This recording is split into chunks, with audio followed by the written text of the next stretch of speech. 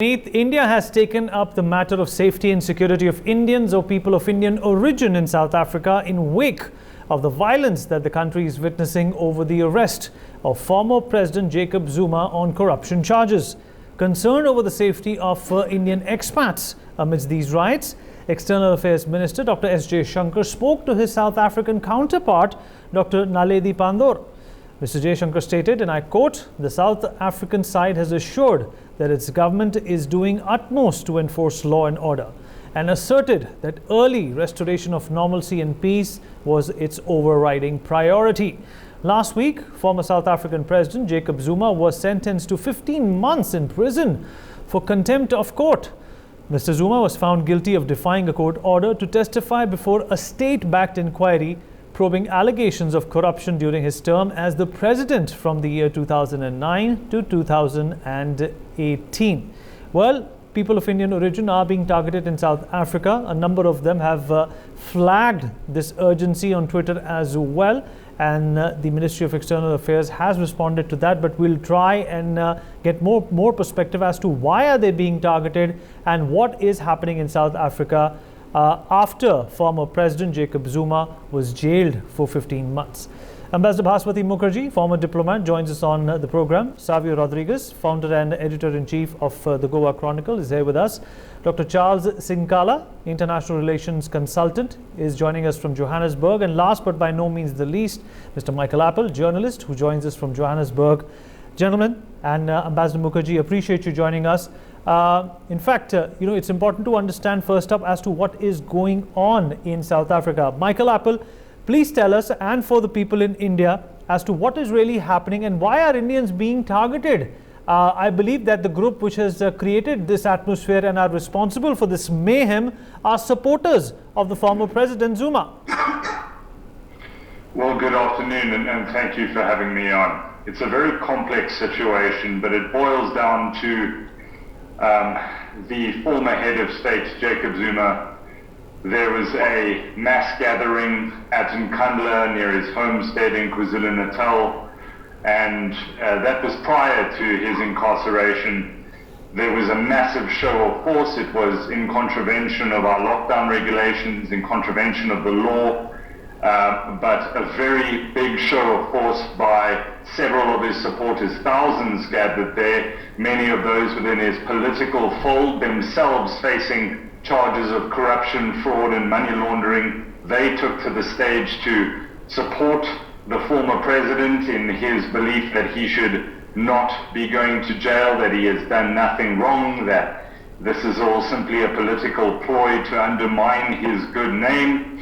And the day after he handed himself over to police, the events unfolded in a what the president today, President Ramaphosa, called an instigated, coordinated and planned fashion, putting to bed any notion that this is simply a sporadic outpouring by poor South Africans. And yes, there certainly is no doubting the fact that the vast majority of South Africans live in poverty, but it is not an outpouring of poverty that led to this, that there was planning, there was coordination, and there are 12 names that the government is looking into being behind these coordinated attacks. So what was principally these coordinated attacks, the looting and the violence and the burning, that was a smoke screen on the side to hide the intentions behind what could be seen as some sort of an insurrection. That is being investigated. So some sort of an insurrection, which is perhaps, being orchestrated in South Africa at this point in time. Dr. Sinkala, let's also hear out your opinion before I go to Savio and Madam Mukherjee. What's happening in South Africa and why are Indians being targeted, Dr. Sinkala? Yes, thank you very much. First of all, I'd like to thank the panelists for joining me here and for this opportunity to discuss this very important matter. My view has been very different from most of the analysts who's been talking about the causation, failure to understand the causation of the violence within South Africa and failure to understand the history where South Africa is coming from, where it was built on the premise of a promise for a better life for all. It's now 25 years.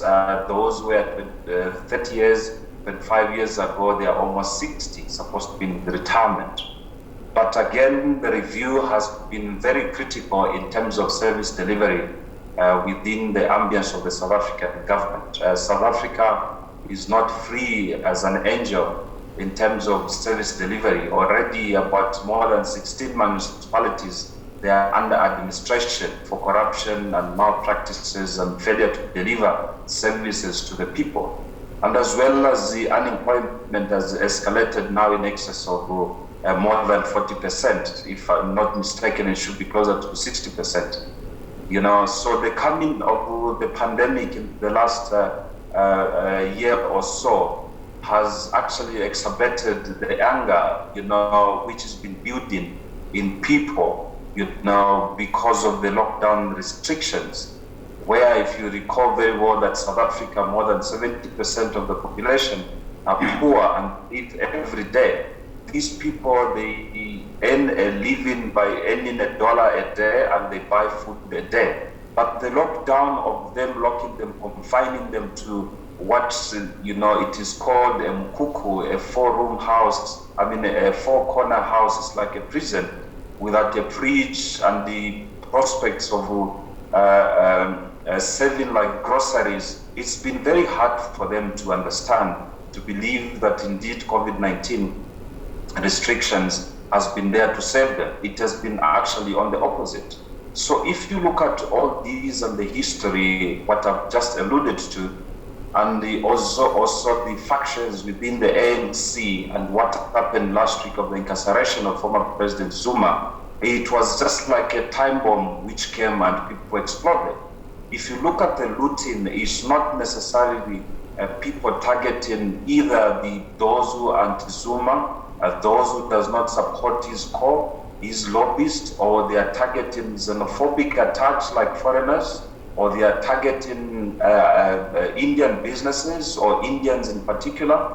These are people who can see from the visuals that have crossed around South Africa to study the conflicts and how conflict starts. You can identify yourself from the footage that people are looting shops to steal a loaf of bread. Mm-hmm. They are looting the shops to steal a bottle of cooking oil. They are looting the shops to loot a grain of rice. So all these things of the possession of what has been happening and the time bomb which has been cooking over a promise which has been deprived over the years because of change of policies and government has exacerbated to the people to explode to do the way they are. In fact, this is just a small thing that has happened. We are yet to see something very bad, not only in South Africa, but the rest of the world. The world must prepare itself, brace itself in terms of the pandemic and the effects of what it has caused in terms of poverty. All right. Well, Savio, the question still persists. Why are Indians being targeted, or is this an indiscriminate onslaught of the frustration that is being built up? And this is what Dr. Sinkala also alluded to. Well, I think it's a combination of various factors. And while I agree on some bit with what the doctor said, that it is the fallout of anger by a lot of people in South Africa that are experiencing poverty, I think the targeting of the Indian expats is totally unnecessary. You see, this is bigotry. So what they are doing is primarily attacking the whites and attacking the Indians under the impressions that the Indians have done well for themselves in South Africa, and by virtue of it, the other South Africans have been living in poverty, and that in itself is bigotry. So this hate that has been in South Africa for a very long time is just erupting, and they're targeting the Indians primarily because of this hate that they have towards the white South Africans. And that's a problem, because Indians in South Africa are hardworking and have been successful primarily because of their hard work. I don't think racism is a nature to the Indians. So Indians all over the world actually go ahead and do their work, do their businesses, and turn out to be successful. So South Africans targeting the Indians in their hatred toward the white South Africans is unnecessarily and uncalled for, and it needs to stop.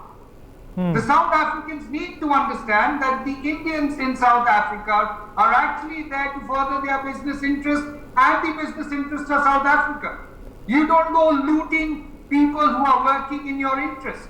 And that's the problem. So in your hate, in your want for rights, you don't disrupt the rights of other people as well. You cannot say that you're fighting for rights, you want elevation, you want to get out of your poverty by going into anarchy. That's not possible. So while they are found an outlay because of President Zuma's being jailed, the action certainly is not acceptable and must be dealt with a strong arm. Okay. Ambassador Mukherjee, where do you stand on this? It is totally shocking, to hear his view. I totally disagree with him. Indians have been... So why are you attacking the Indians? Okay. Indians Okay, Dr. Sinkala, one second. I will give you an opportunity. Dr. Sinkala, I'll give you an opportunity. I'll give you an opportunity to respond to Savio. Let me just get an opening remark from Ambassador Mukherjee as well. She's been patiently listening to all of us. Ambassador Mukherjee, go ahead. I first of all wanted to say that if the Indians in South Africa who have supported the ANC, whose involvement with South Africa began with Gandhi, and whose commitment to the anti-apartheid struggle, both in South Africa, within South Africa, here in India and across the world, stands unchanged despite violence against Indians, then indeed it would be appropriate for the South African government to do what Nelson Mandela did so many years after Gandhiji was thrown out of that train in that railway station, to apologize to the Indians and say that this is not a targeting of the Indian community. Why do I say that? I say that because Africa, unfortunately, different parts of Africa, including East Africa, including Uganda, for instance, have seen targeted killings of Indian business, leading to the steady movement out of Uganda of Indian business, Indian money, Indian capital, Indian investment. Today, in KwaZulu-Natal, which has the highest concentration of Indians outside India, Indians who don't consider themselves to be Indians at all. I remember meeting Mahatma Gandhi's granddaughter who said, "Don't call me an Indian, I'm South African, I'm not Indian at all."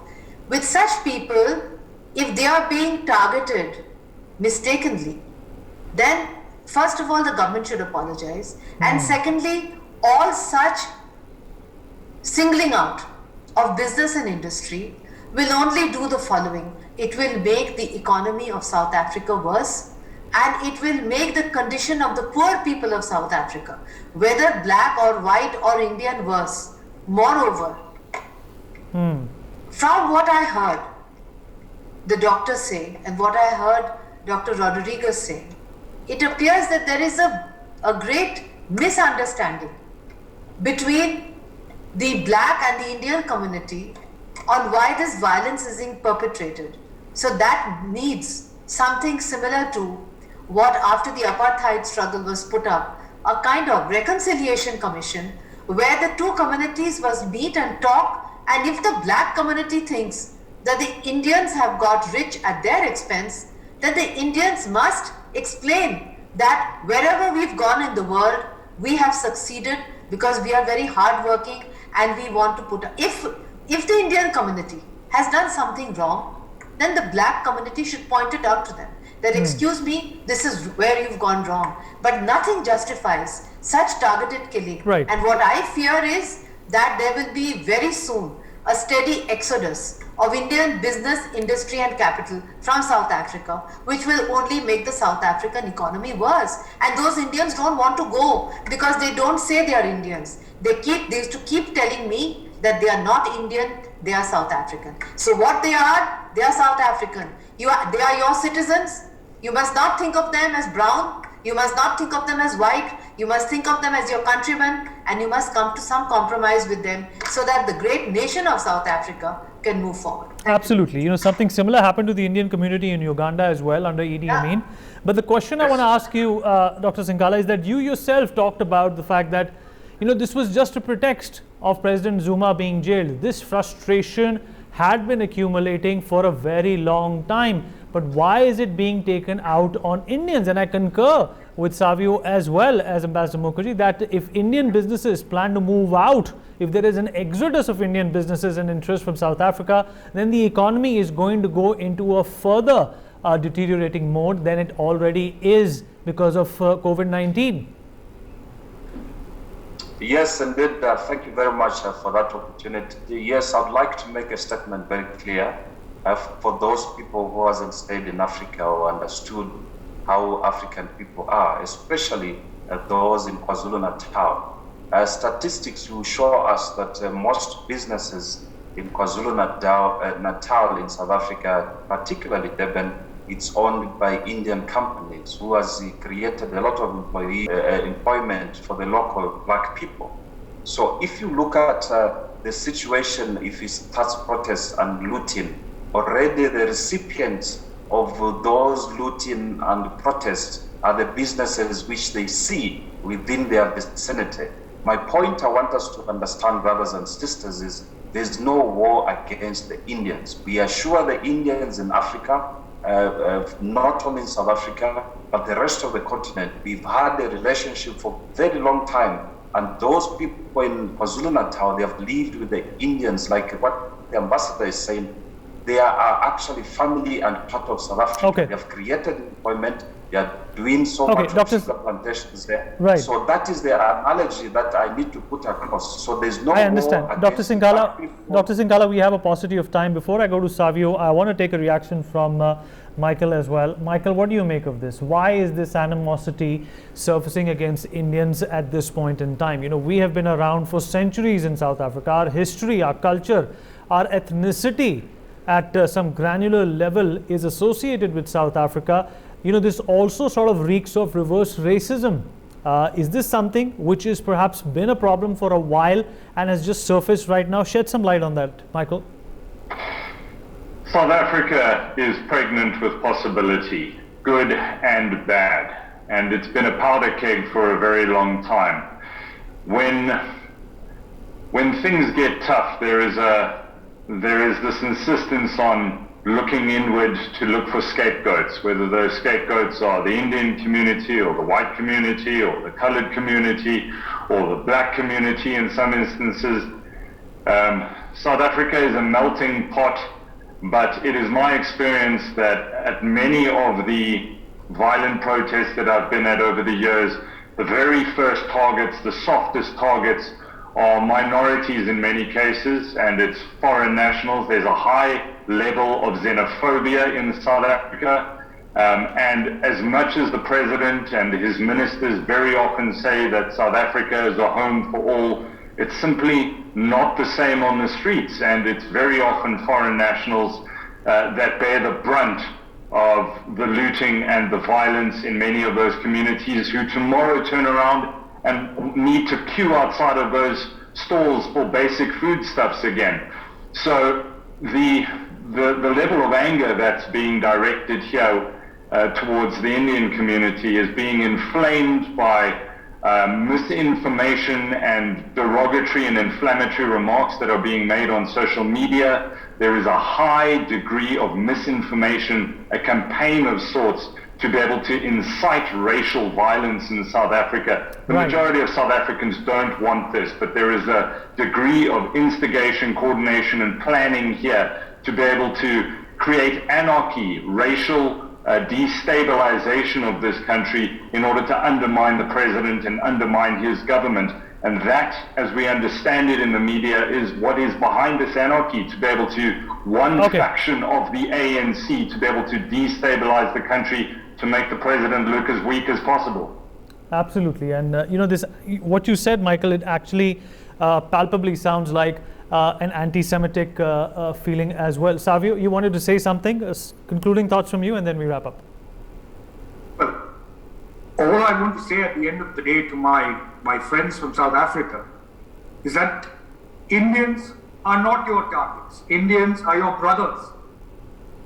We are here all over the world to do business, to grow economies in countries where we are. But because we are a minority in South Africa, that it does not mean that we can be easily targeted. That's all I want to say. That at the end of the day, it must stop. Stop attacking the Indians. The Indians are not a part of your racial war. It needs to stop.